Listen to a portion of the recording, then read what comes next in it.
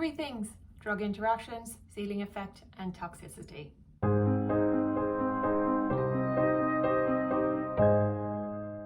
Wherever you are and whenever you are in your experience of living with chronic pain, chronic illness, or chronic fatigue, I hope that some of these videos could be helpful for you. I'd like to talk a little bit about medications. A couple of things that I've learned along the way. First of all, toxicity, a fairly easy one. We're all sort of generally aware that you can't take too much medication because it's bad for you, and it can make you ill, can make us ill. We're also generally aware of that.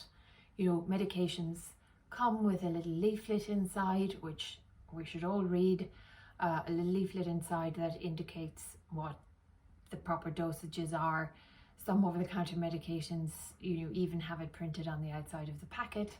But are all of us aware that some even relatively, you know, day-to-day, common or garden over-the-counter medications can be really toxic? Like, for example, just throwing it out there, paracetamol.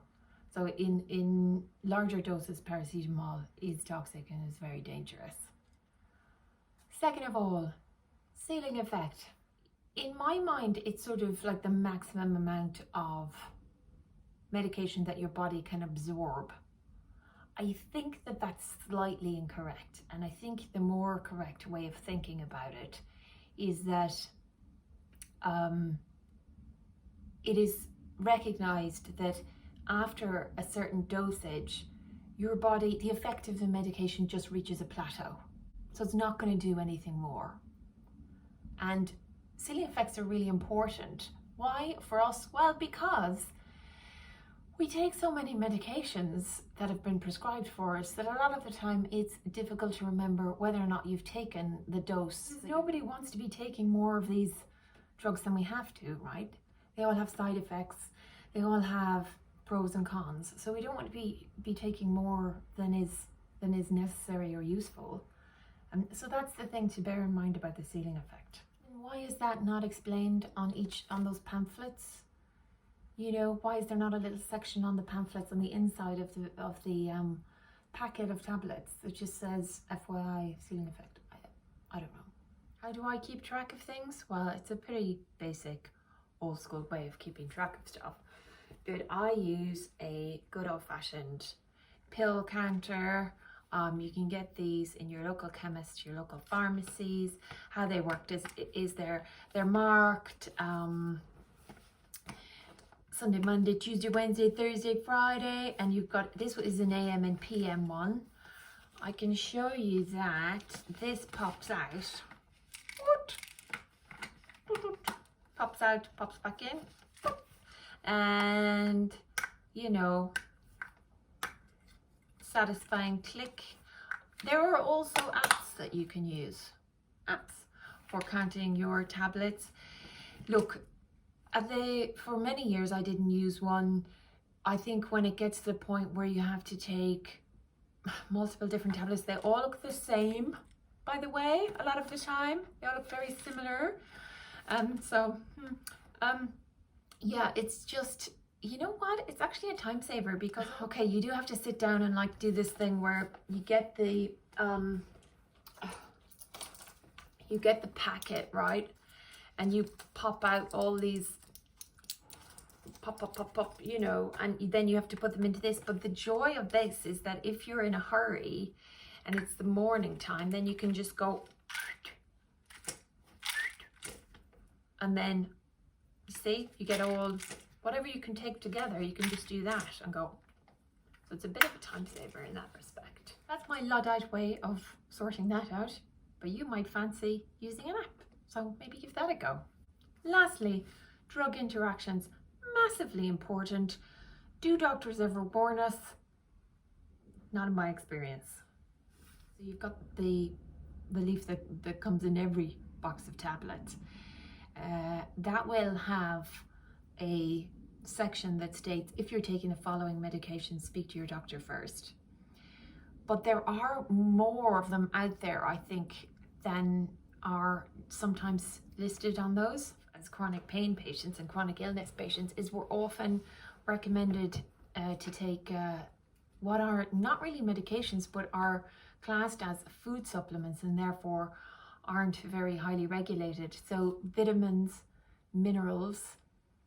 Isn't there something about grapefruit juice blocking the absorption of certain medications? A quick example, one of the really big food supplements that blocks absorption of medication very well is magnesium. We're quite often advised to take magnesium, but it's a really good blocker. Like if you take magnesium with another tablet won't be absorbed. So it's a shame really, because you wouldn't necessarily know that that was happening, and you might think that that medication doesn't work for you because of that. But actually it's the magnesium blocking medication. So that's just one to be aware of. There are, you know, a number of them out there. If you're watching this and you know of any more and you want to post them down in the comments, that would be super helpful. You know, if you want to share the information that you have. As far as I know, I think St. John's wort can also affect some medications. And so again, these are not really very well discussed. For my money, they really should be things that, you know, when you go to see a medical doctor, they should be saying, don't forget. Often, all it is allowing enough time to pass between taking one type of tablet and then the next tablet that you have to take. Oftentimes, it's simply a matter of just, you know, allowing enough hours to pass so that one drug has been absorbed and then you can take the next one. There's a very good website here. It's a UK-based website. It lists loads of drug interactions. I'll put the name down in the description. It's BNF, which British Nurses Formulary, I think is what it stands for.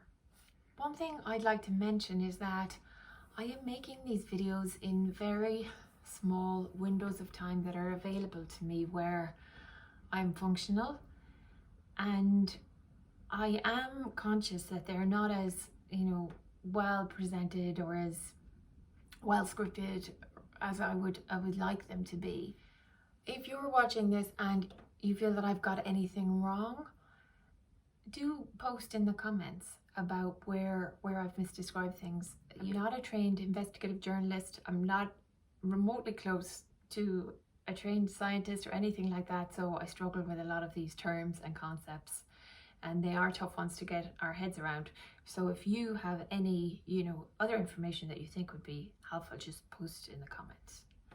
That would be awesome.